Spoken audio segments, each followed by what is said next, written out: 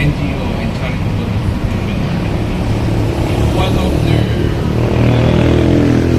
projects or one of their activities is the Segunda Mano, which is the selling of second-hand goods. This is where the donated items are given from one person to another, giving second-hand goods second chances, and given to others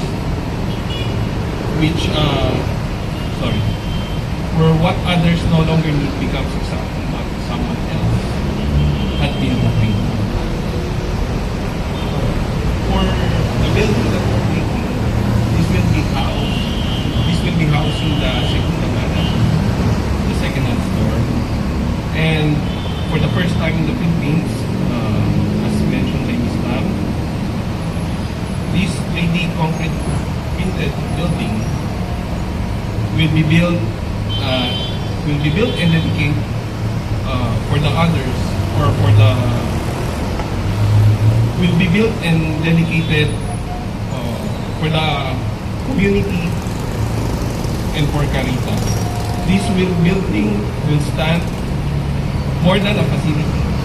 It will be a landmark, a symbol of the when and human right. No matter is only the breaking is the start of our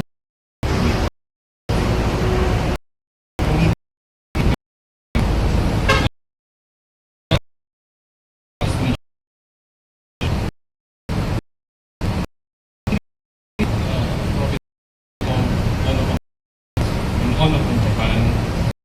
Companies that goes beyond profit and project completion.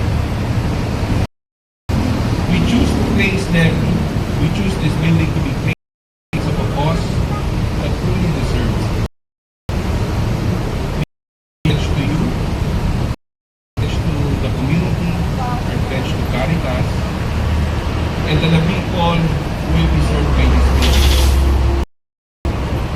Today reminds us that the most meaningful structures that we will build is not measured by how many square meters we are building.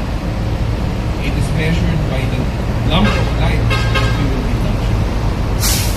So, for Caritas and everyone here, we are honored to build for you, and we are honored to stand by you. Thank you.